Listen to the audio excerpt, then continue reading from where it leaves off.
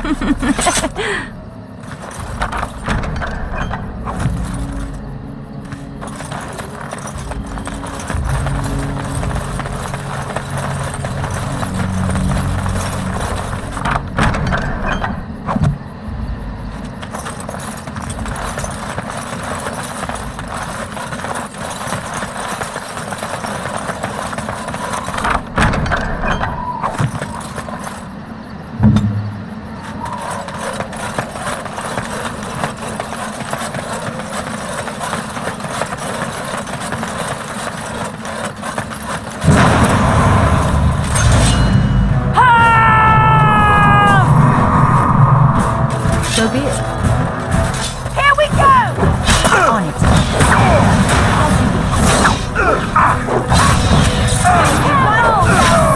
Brilliant!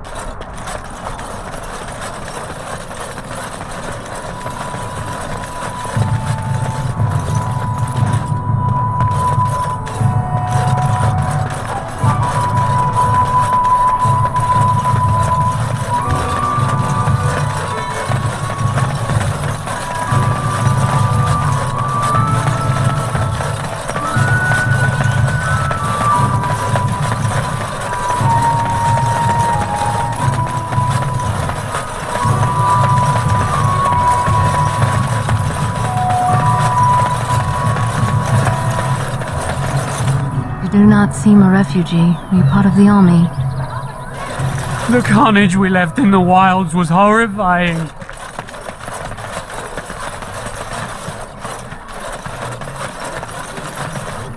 Oh, hello again. You can? I would happily pay you to make some. There's wood and nails and other goods around the village and the forest. But you probably already know that. Sorry. Come back if you make some.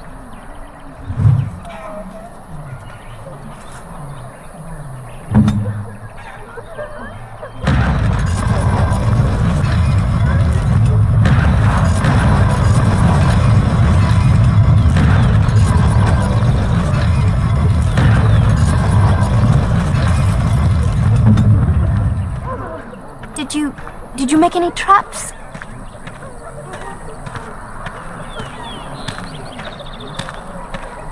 All strangers do. I'm sorry, I didn't mean to offend you. You seem nice. Whenever you get around to it, I appreciate it.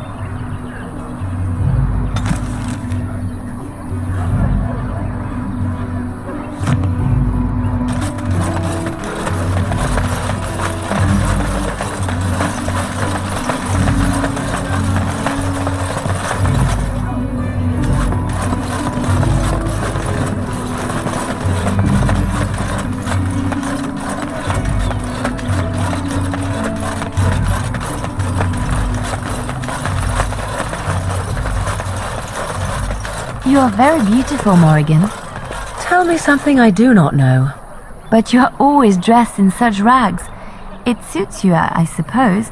A little tear here, a little rip there to show some skin. I understand. You understand I lived in a forest, I hope? Maybe we could get you in a nice dress one day. Silk. No, maybe velvet. Velvet is heavier, better to guard against the cold in Ferelden. Dark red velvet. Yes. With gold embroidery. It should be cut low in the front, of course. We don't want to hide your features.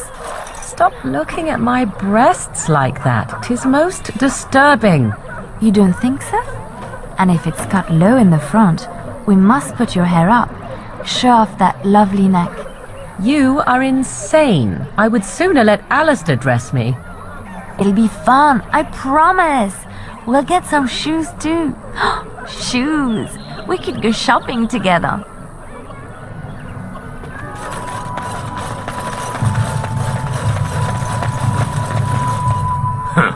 Don't suppose you're looking to buy something? All right, just don't buy everything up.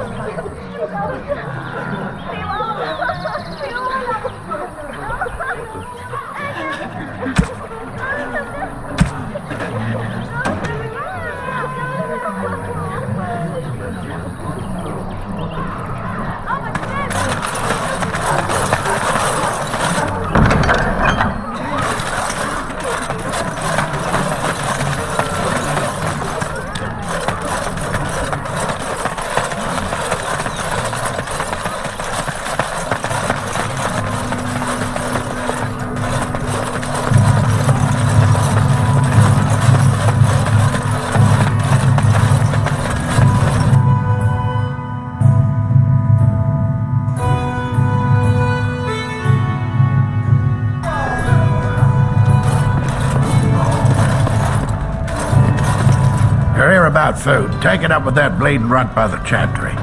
I got other gear to sell. Check the chanter's board by the chantry. There's good jobs there.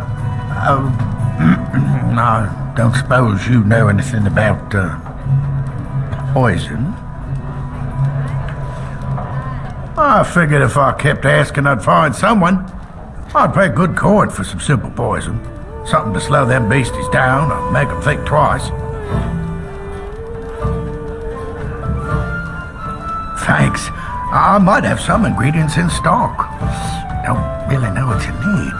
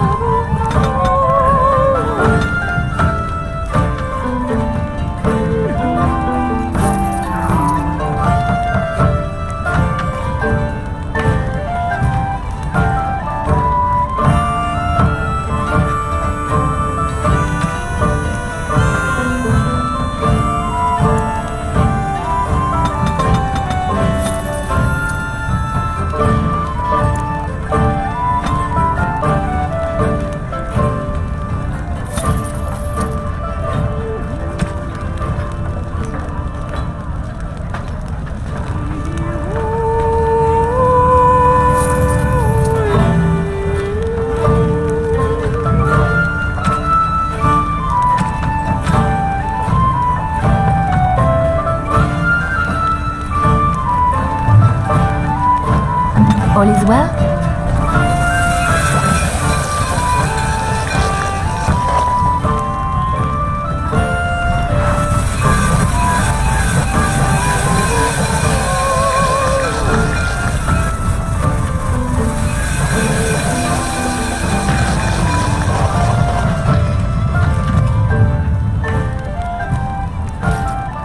luck with that poison?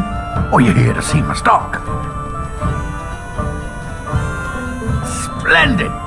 If those beasties come on my land, I hope it teaches them a lesson. Yeah, enough gold to cover any of your expenses and then some, hey? Ha ha!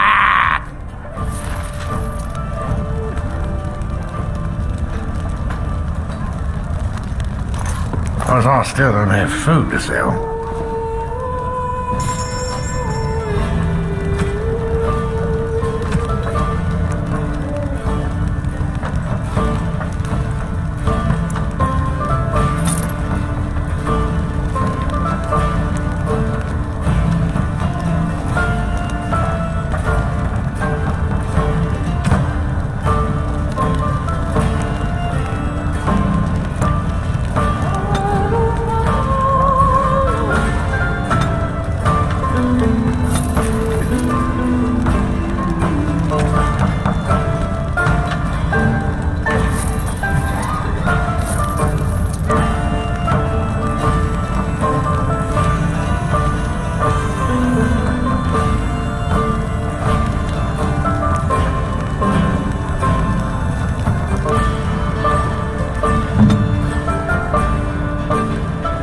This should be easy enough.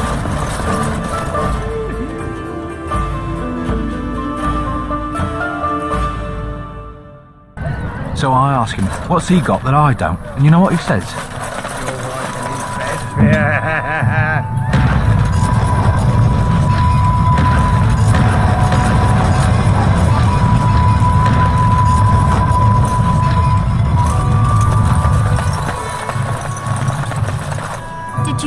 Did you make any traps? Oh, what a relief. Thank you, stranger.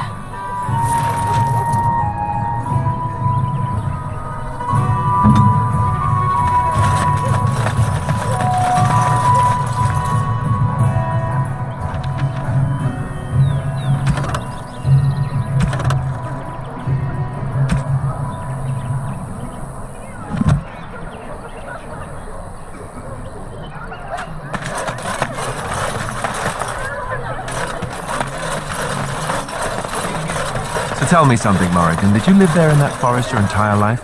I left it on occasion, but I always returned. Why? Is that so strange? It was my home. But it was just you and your mother there? No one else? Mother occasionally had company. What? Company? Do I even want to ask? No, you really don't.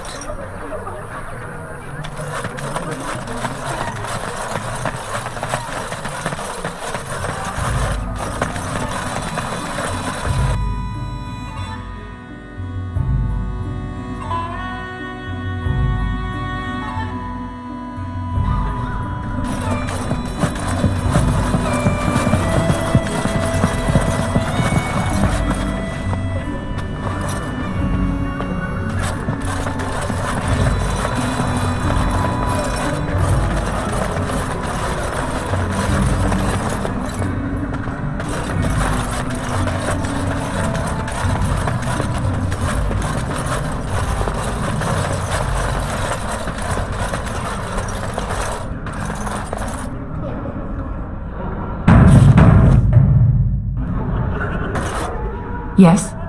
What can I do for you now? A Grey Warden? Here? Oh dear.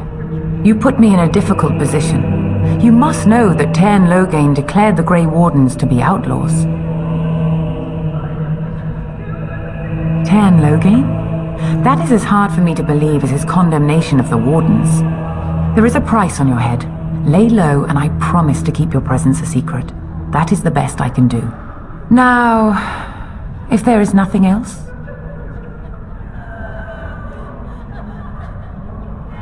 I cannot help you without risking the safety of this village in Chantry. The best I can do is keep your presence a secret. I am sorry. Now, if there is nothing else... For a Grey Warden? Yes, you have a difficult road to walk, don't you? In Andraste's name, I call upon the Maker to watch over his child and creation. Watch over her path, O Maker. Give her light in darkness. So let it be. Now, if there is nothing else, may the Maker guard you, Grey Warden.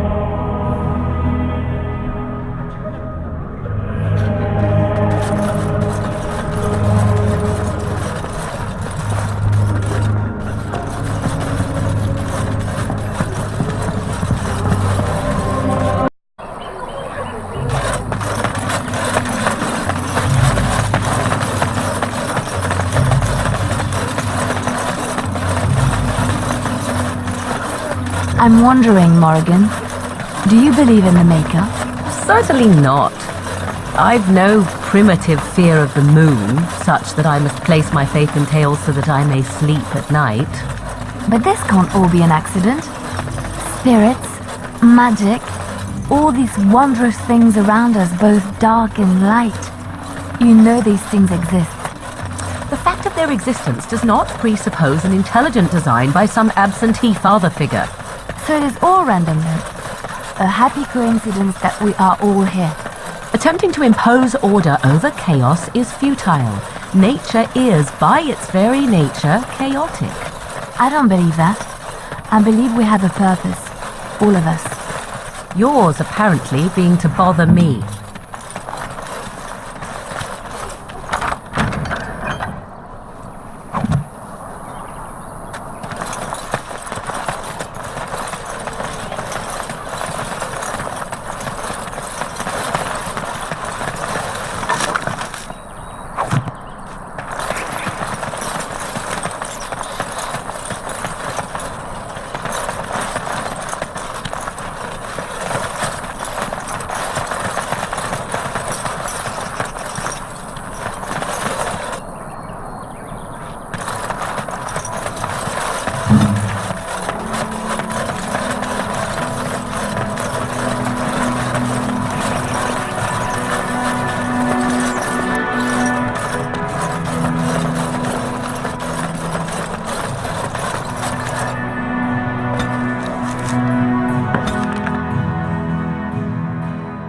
I lied to you, you know, about why I left Orlais. I didn't feel like talking about it then, what happened to me. Maybe it will affect us, maybe not, but you should know. I came to Ferelden and the Chantry because I was being hunted in Orlais. I was framed, betrayed by someone I thought I knew and could trust. Marjolaine. She was my mentor and friend.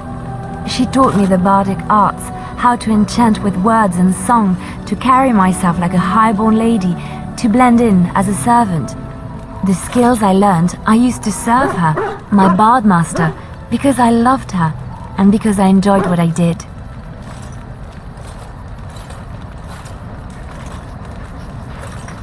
She claimed to have retired. She married a noble and inherited his wealth when he died. To many she was just a rich widow. I thought I knew her. My devotion to her blinded me to her less than noble attributes. You can say it was my fault. There was a man I was sent to kill. I was to bring Marjolaine everything he carried. I don't know who this man was. She gave me a name and a description, and I hunted him down. I found documents on his body, sealed documents. My curiosity got the better of me. Something told me that I needed to know what was in those letters. Marjolaine had been selling all kinds of information about Orlais to other countries, Nevarra and Antiva among others. It was treason. Some. But I had always assumed Marjolaine only operated within Orlais. This was an unhappy surprise for me. My life as bard taught me that my loyalties should be kept fluid. My concern was not that she was a traitor, but that her life would be in danger if she was caught. Orlais has been at war with so many countries. It takes a harsh view of such things, as I later discovered.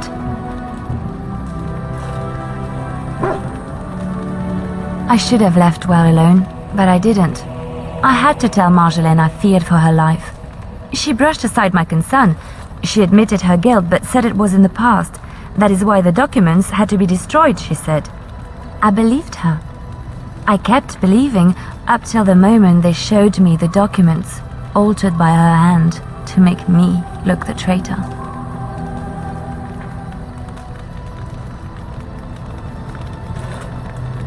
The Orlesian guards, they captured me. Did terrible things to make me confess and reveal my conspirators. It was a traitor's punishment I endured. And at the end of it, all that awaited me was eternity in an unmarked grave.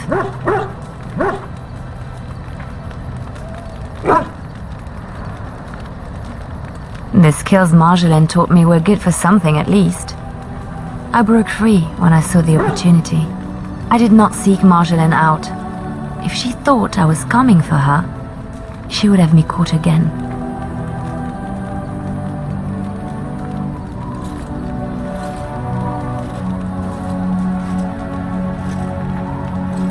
I was tempted to confront her. I was furious, betrayed. But what could I do against her? And so I fled to Ferelden, to the Chantry and the Maker. Ferelden protected my person, and the Maker saved my soul. And that is the reason I am here. The real reason. No more lies between us, at least in this.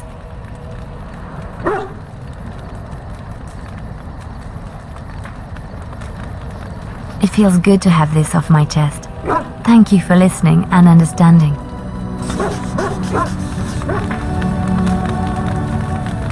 Something I can help with?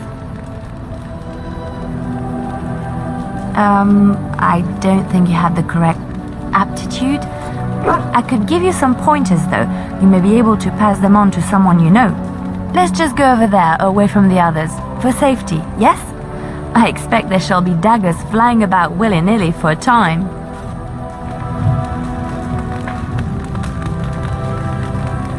Something I can help with? Yes? What's on your mind? I knew this would come up sooner or later. I don't know how to explain, but I had a dream. In it, there was an impenetrable darkness. It was so dense, so real.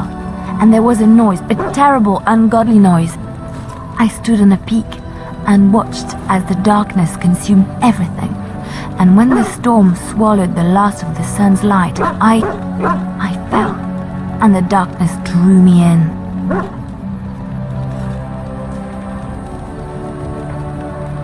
I suppose I did.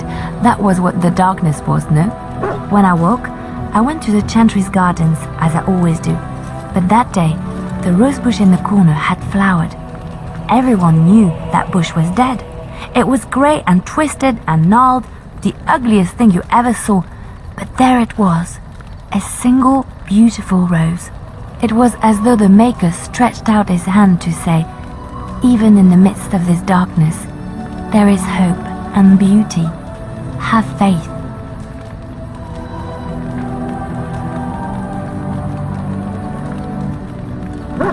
In my dream, I fell, or maybe I jumped. I'd do anything to stop the blight. I know that we can do it. There are so many good things in the Maker's world. How can I sit by while the blight devours everything?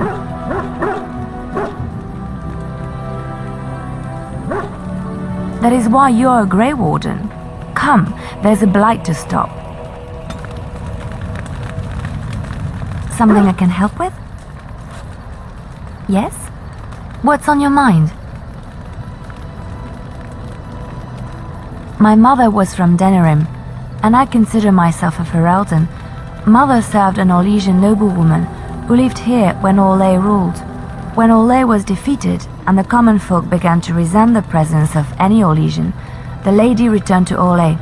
She took my mother with her. I was born in Orlais and did not set foot in Ferelden till much later. Mother was always telling me stories of her homeland. I think she missed it.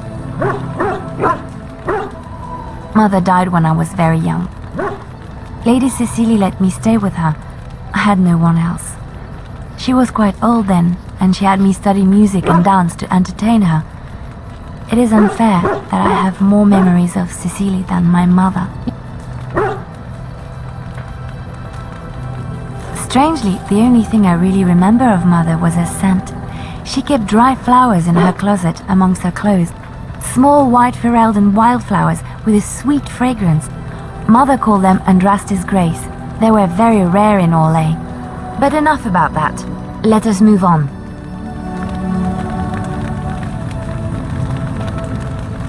Something I can help with? Yes?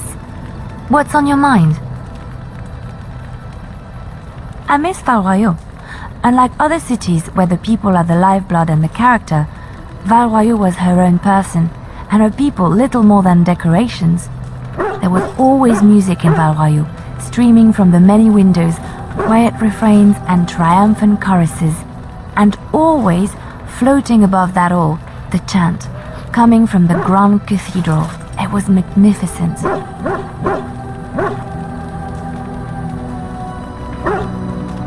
Oh, it would take me a day or two to talk about the many splendors of Orlais, her golden fields, her lush meadows.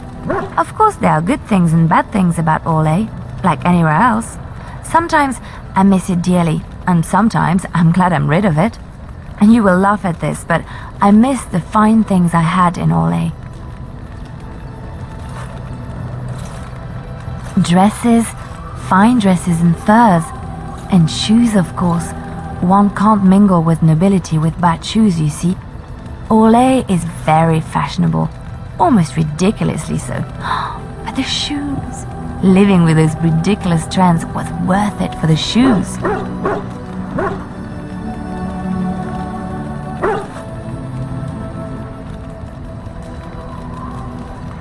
When I left Orlais, the fashion was shoes with delicate tapered heels and embellishments in the front, a ribbon perhaps, or embroidery. In soft colors, of course. It was spring.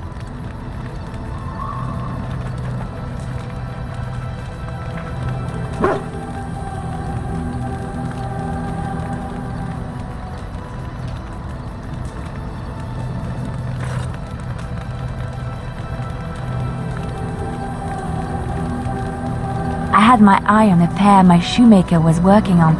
It was covered in pale blue silk with amber beads on the toe. The shoes made in Orlais were exquisite. Not at all like these clunky fur-lined leather boots you have in Ferelden. Ugh, just look at them. They're sturdy shoes, but sometimes a girl just wants to have pretty feet. Oh, I could talk about shoes all day, but we have things to do, don't we? Something I can help with? Yes? What's on your mind? Of course I do.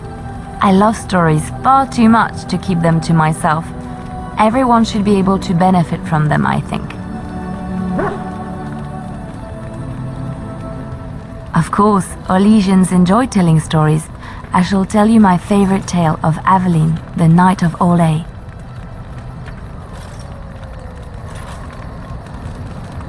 A long time ago, a girl child was born to a farmer.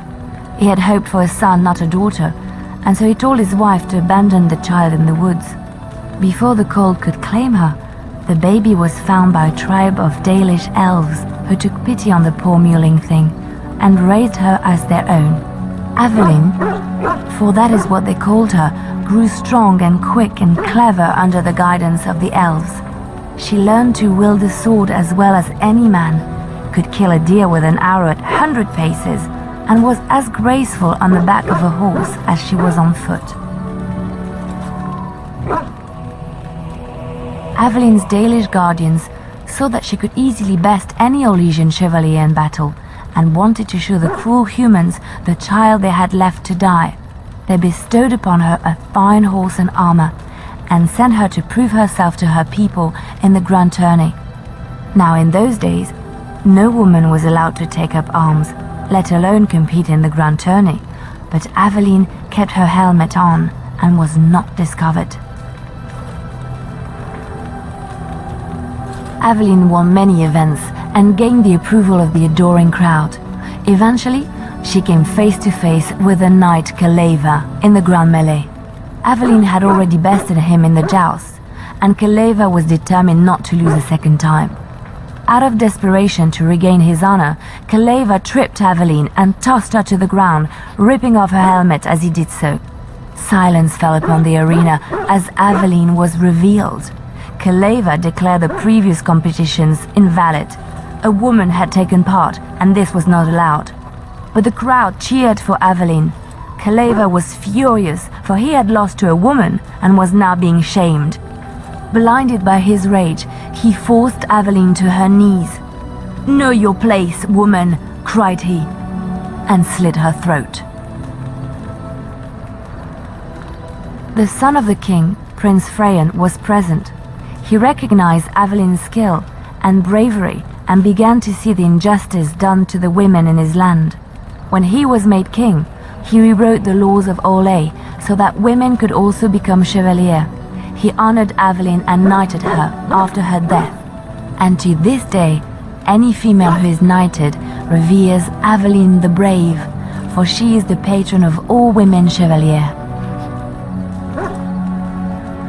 I know one, told to me by my mother a long time ago. It always chilled me to the bone. Maybe you have heard of Flemeth?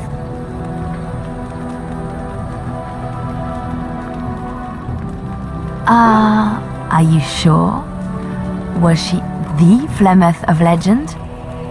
Flemeth, the devourer of men? Flemeth, mother of witches? Flemeth, demon-touched, who dwells in the mists?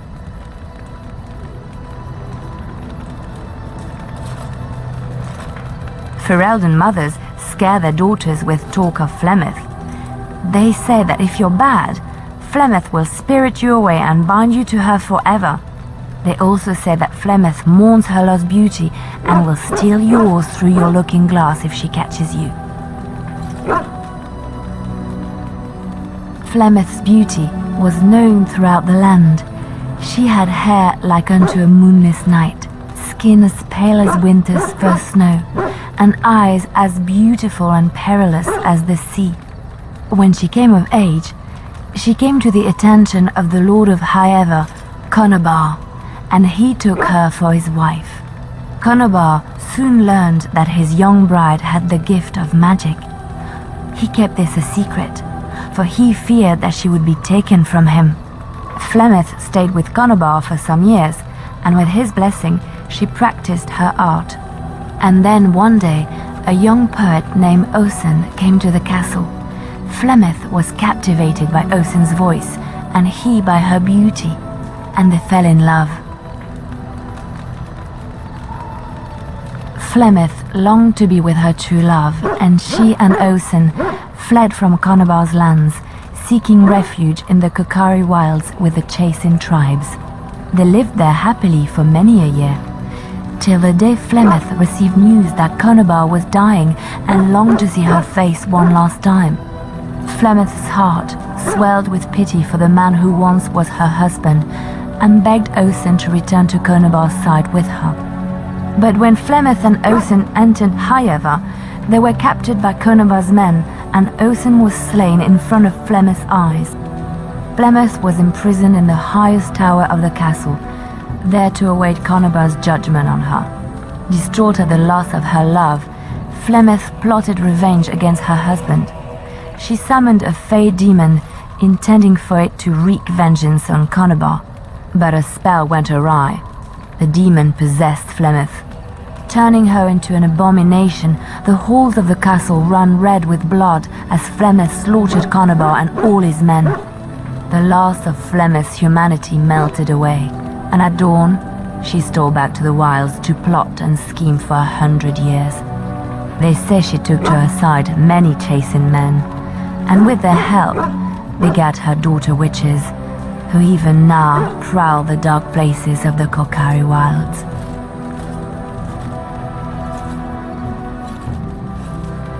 Chantry lore says it is man's pride that created the Darkspawn. In ages past, the mages of the Tevinder Imperium ruled much of the world we know.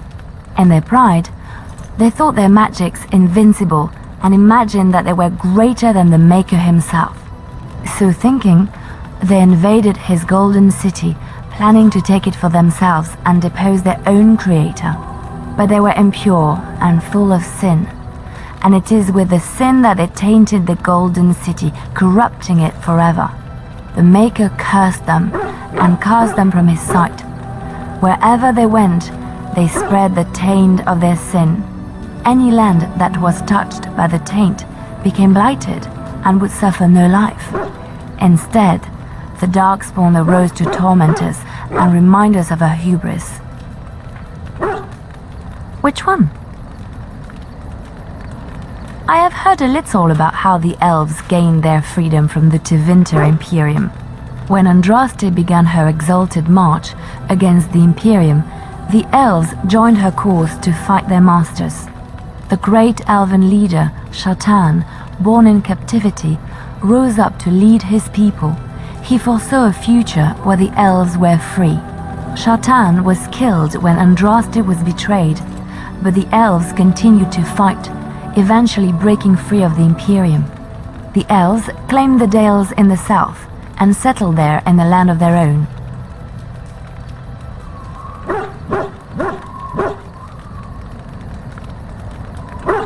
The elves lived in the Dales for centuries. They resurrected the worship of the elven gods and would allow the building of no chantry. This angered the chantry, and the hostility between the two factions finally broke out in open war. The chantry says the elves struck first, but I do not know whether to believe it. The chantry declared a holy exalted march against the elves, named for Andraste's similar march against Tevinter. During the exalted march of the Dales, the elven cities were sacked, and the elven state completely dissolved. Some of the elves bitterly accepted their fates and surrendered to human rule, living in the human cities as second-class citizens. But others, still fiercely proud of their heritage, refused to bow to the humans, and instead became homeless wanderers. They were the elves of the Dales, the Dalish. Andraste was the Maker's chosen. The Maker had long since abandoned the world when the sound of her singing turned his ear. Beauty, grace, and wisdom enraptured him, and he offered to take her from this flawed world to become his divine bride. But Andraste had an earthly husband and would not forsake him. Instead, she beseeched the Maker to return to his people once more. So earnest was her plea that the Maker was moved, and promised that he would create a paradise on earth if all abandoned their false gods and turned once more to him. And this is why Andraste began her exalted march on the idolaters of the Tevinter Imperium. The Maker granted her his powers with which to smite her enemies. Andraste brought the Imperium to its knees, and her victories converted many to the worship of the Maker. Alas, it was the frailties of men that betrayed and killed Andraste. Her earthly husband, Maferath, a chieftain of the Alamari tribes himself, grew jealous as his wife's popularity and influence overshadowed his own. She was also revered as the Maker's betrothed, and Maferath began to see their own bond waning in significance as Andraste became ever more devoted to the Maker. Out of envy and spite, Maferath made a pact with the Archon Hysarian of Tevinter, allowing his beloved Andraste to be ambushed and captured. Andraste was burned at the stake in Minrathous, the capital of Tevinter. I have thought on this too. Did he withdraw his sight from her at that moment? Where were all the powers he bestowed upon her? This question has come to me many times, and I have no answer. Perhaps there was no way for Andraste to return to the Maker but through her death. We will never know for sure.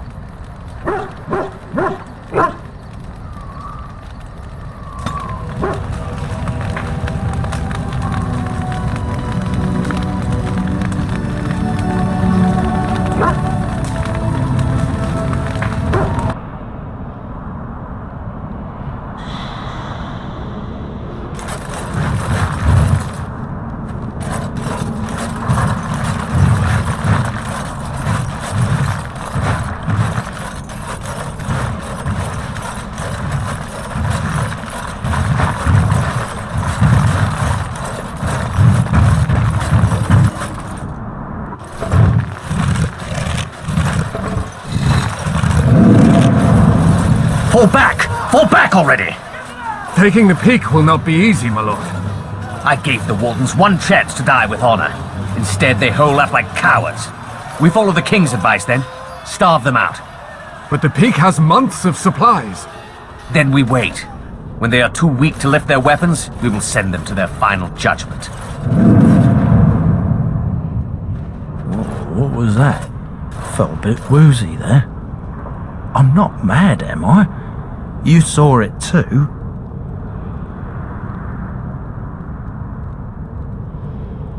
How's that possible?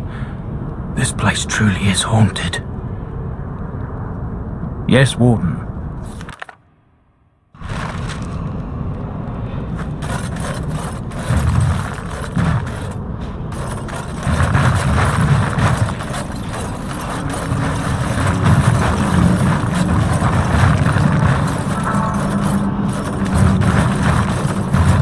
On it.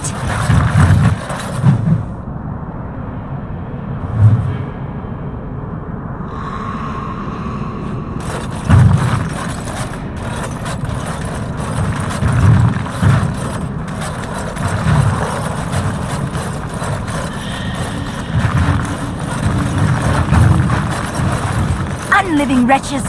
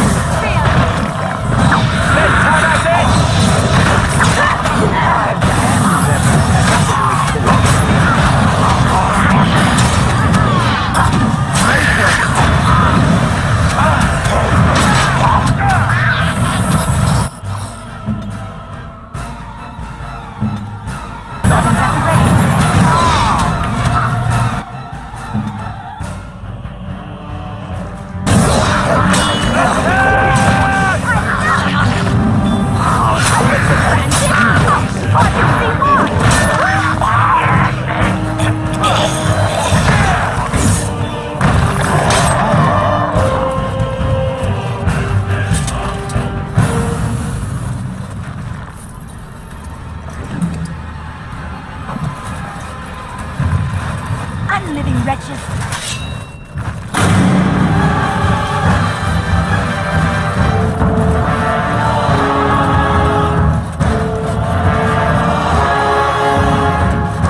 Let's get started. Restoration is impossible.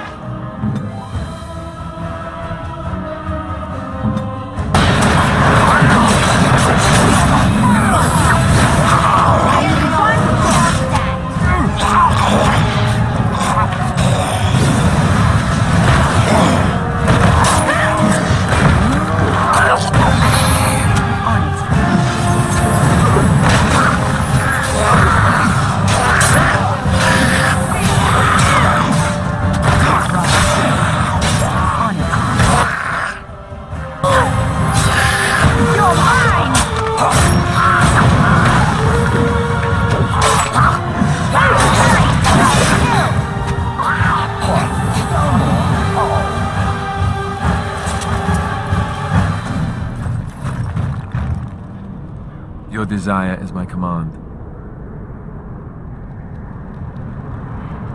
As you wish.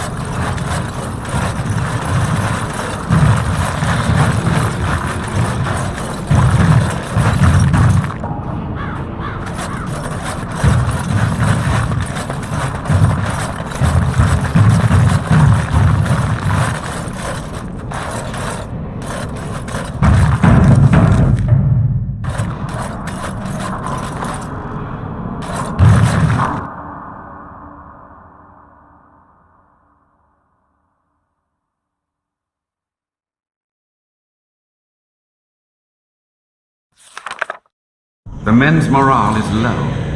My spells are of no use in this matter, Commander. There is more to leading men than sorcery, Avernus. I will remind them that they're wardens. Men, I won't lie to you. The situation is grim. Our forces outnumbered, our bellies empty, and our hearts are sagging. But we are wardens! Darkspawn flee when they hear our horns. Archdemons die when they taste our blades. So are we to bend knee to a mere human despot? No! I, for one, will never give up! I, for one, will never surrender just to dance on Arlen's gallows. So I propose here and now, in these hallowed halls where generations of our brethren stood vigil against darkspawn and evil, that we send a message to that fat bastard. In this sacred place, proud men, strong men stood defiant, and would rather die than submit to tyranny. So brave, even when starving, and my great-great-grandmother stood with them.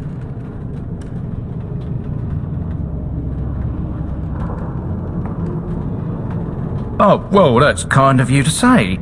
Generations of Dryadens have said that our stock were lions, fierce, proud, and noble. But I've gabbed enough. Lead on, my friend.